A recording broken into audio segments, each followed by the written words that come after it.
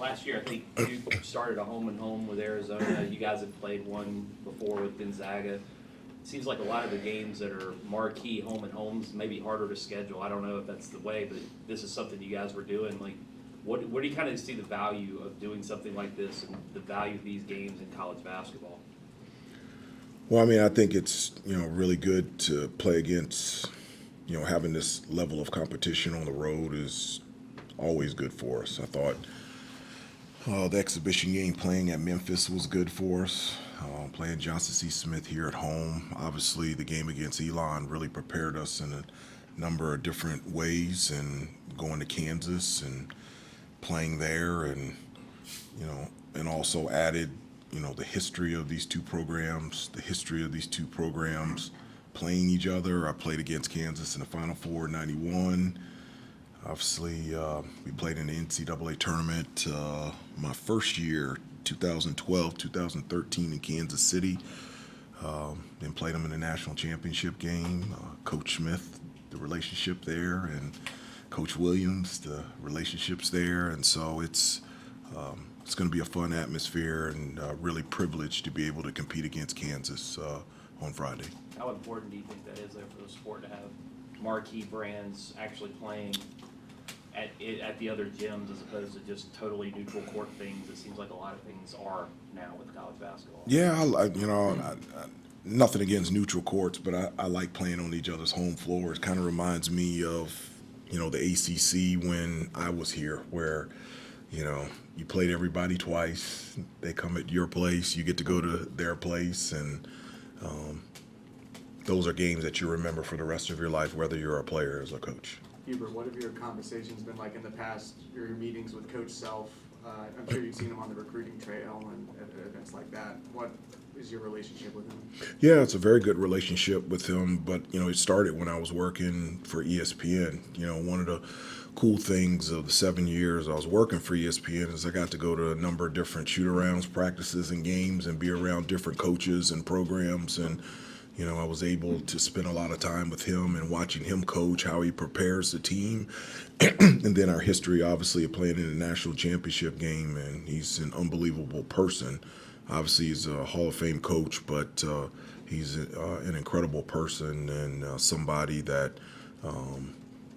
that I enjoy competing against, but also enjoy the relationship that we have. Assuming during your ESPN time you've been in Allen Fieldhouse for some games. I have. What is unique about that, and is there a way to prepare for it? You guys go to Duke every year, so I'm sure it's just a little bigger version of that. It's different. Kansas, Allen Fieldhouse has its own unique atmosphere that none of our guys have seen before. I have. And it'll be fun for us. It's something to be able to play on the road, to play in that atmosphere, to be able to execute against, one of the better teams in the country. And,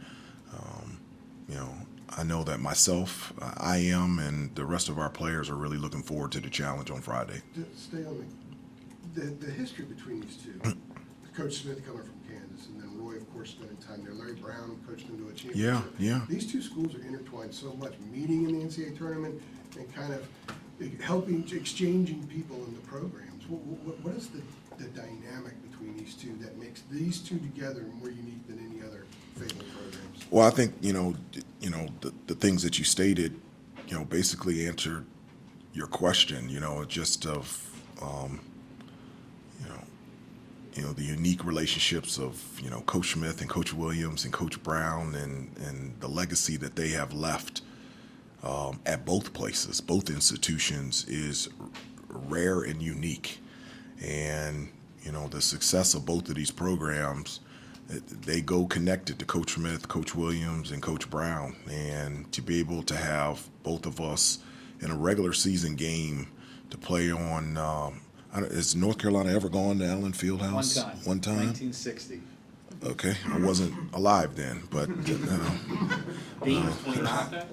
Coach sure. Smith's third and final year as an assistant. He Okay. became the head coach. Yep. I just think it's pretty cool. And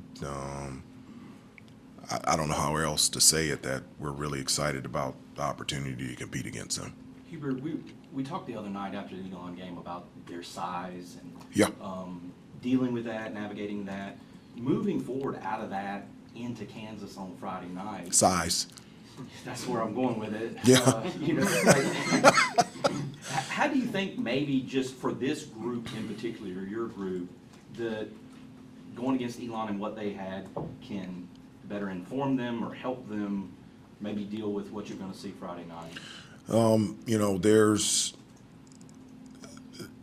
in terms of, you know, the size and the height, you know, obviously there was a difference in Elon, and there'll be, you know, Kansas, you know, possesses tremendous size. The size that I'm really talking about is the size of your heart.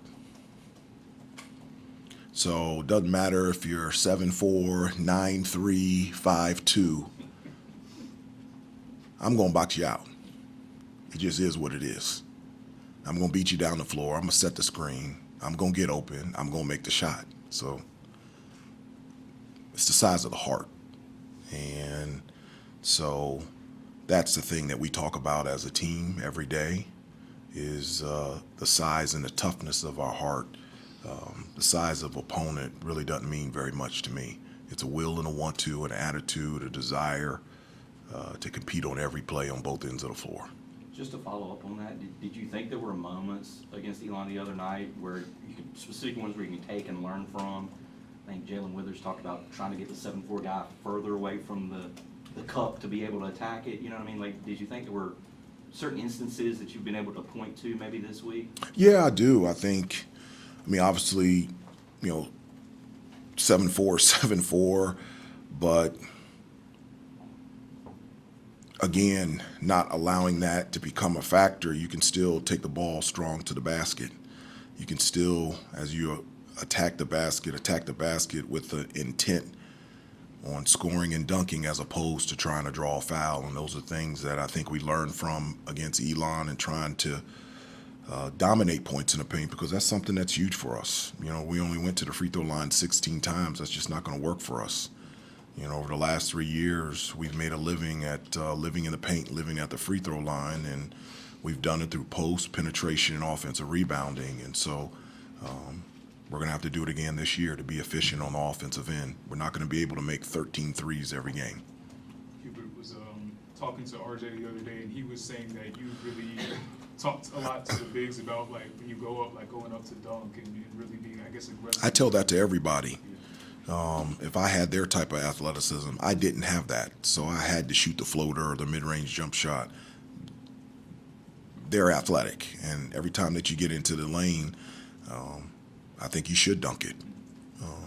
I just think it's important. How have you seen those guys kind of embrace that? You know, there's more lobs in games now, and, you know, obviously you have that athleticism. Well, there are successful lobs and unsuccessful lobs. I'm not very happy with the unsuccessful lobs. And the double lob at the end of the game, it resulted in a turnover. And the lob that went into the stands, and the lob that hit the basket and ricocheted, luckily, to one of our players. But the lobs that are completed successfully, I like that kind of stuff. Again, it is important for us to dominate points in the paint, and I think we have the personnel and the athleticism to really put a lot of pressure on the rim with our penetration, and that's something that we stress every day. Hubert, this program has a history of point guards, thinking like Kendall Marshall and who have not shot well as freshmen but got better as they went along. How much did Marcus Page, having been through that and being a guide for Elliott, help him in his off-season work and gaining confidence that yes, you can become a better shooter? Well, I mean, Marcus has been just a huge benefit, not just for Elliott, but for all the players. I mean, when you've had somebody that has been there and done it at a high level, not only on the court, but off the court and in the classroom, having that type of example, especially, with Marcus being closer to their age, he just has a really unique way of being able to communicate, and the relationship between himself and the players is awesome, and they listen to him. And how much did Elliott getting off to a good start, how much did that help validate his confidence that the work that he put in the offseason was going to pay off? I think it helped. I really did. I thought it helped helped his confidence. He knocked down 3 threes, but it's been more than that. You know, with Elliott, he's taken on a leadership role that has been huge for us. He settles us out there on the floor. He's getting everybody organized. His presence in the locker room. It was great last year, but just the maturity of having one more extra year, you could just see the growth in him, and it's been a huge benefit for our team thus far. Yeah, Kansas brought in several transfers, one you're really familiar with, and Griffin, the 3-pointers against you guys for Alabama last year.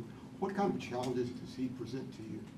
Specifically Griffin? Yeah. Yeah, well, I mean, he can really shoot. He's got great length. He's 6'6", 6'7". He's really good in transition, but he's not just a shooter. He can put the ball on the floor. He can attack. He can finish at the basket, mid-range game, get to the free throw line. He's a heck of a basketball player, and so obviously he had success against us in the NCAA tournament.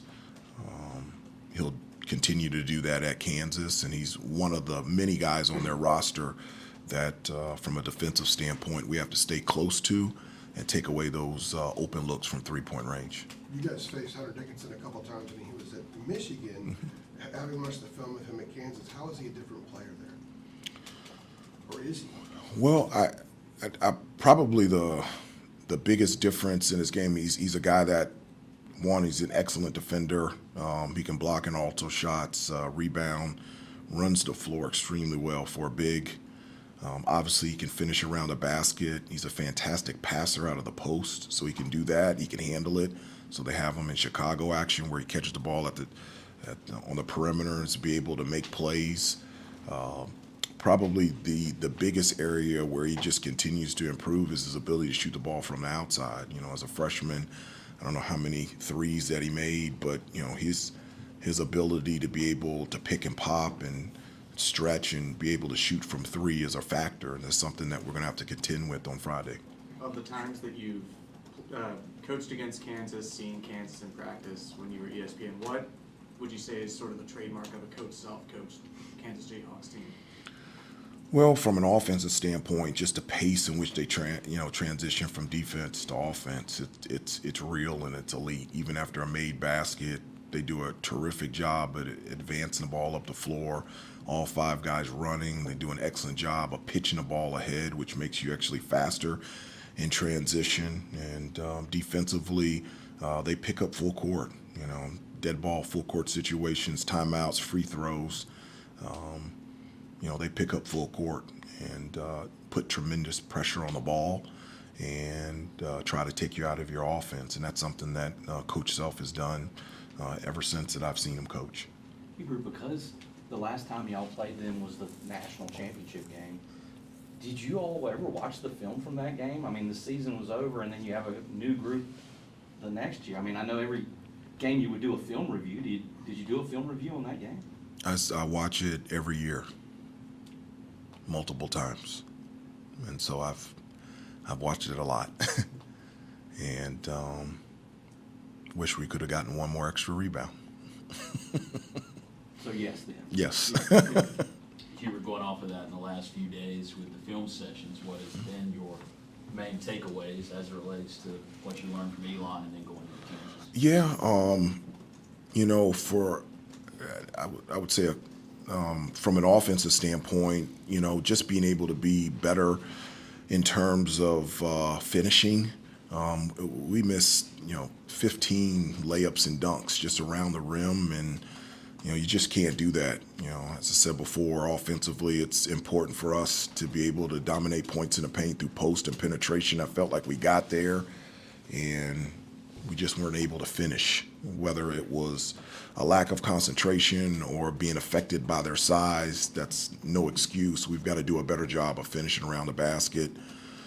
And then just transition defense. I think in large part the transition defense, that's something that we have to continue to improve on.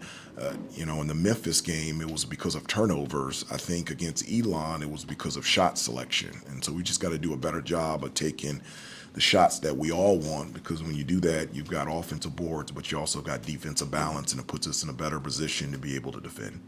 What issues did you see on the half-court defense?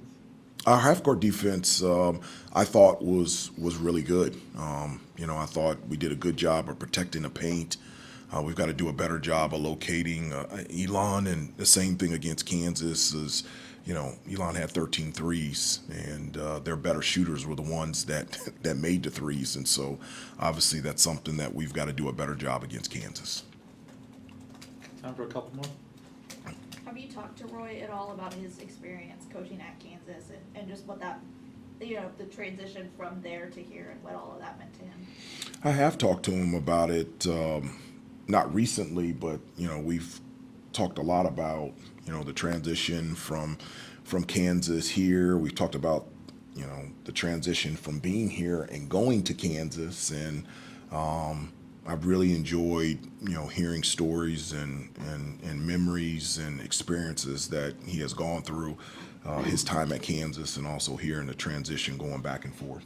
Was there any advice that he gave you? No, just stories, and stories that were meant for him and for me.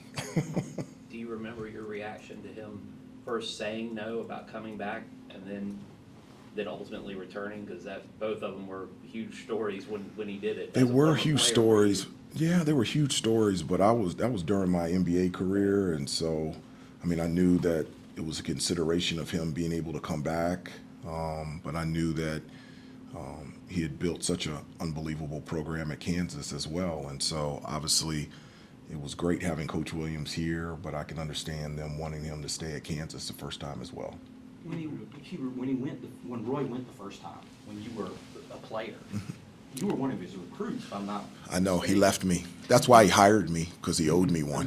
And so. Okay, no question. All right. But that's what I'm saying, like, did he ever come to you and say, like, hey, I'm gonna have to get out of here and take the Kansas job? Did you all ever have a teenage Hubert conversation with younger Roy about going up there to take the job? No, I really appreciate Coach Williams. One of the things that you always have to have somebody to advocate for you and give you an opportunity, a chance. And I've talked at great length that Coach Smith was the one that gave me a chance and an opportunity. But Coach Williams did also in a number of different ways. He was the one that advocated for me to get an offer from Coach Smith. The other part is I got to play for Coach Williams. In 1991, I played for the World University team. It was himself and P.J. Carlissimo. We won the gold medal over Sheffield, England. So I got to play for Coach Williams. And then he gave me the chance and opportunity to be a part of his staff and be an assistant coach for him, the greatest coach that I've ever been around for 9 years. And then gave me a chance and opportunity to be the head coach here. And so there's a special place. I'm not here without Coach Williams. And that goes all the way back to I'm not here as a player and as a student without Coach Williams. He's Thank- been Last advocating- one, Hubert, RJ's waiting. He's been advocating for you for 36 years, basically, Yes, through different stops. That's He- pretty cool. that's more than cool. That's awesome. Thank you, Coach. Thanks, And I'm everybody. going to advocate for R.J. Davis. RJ will be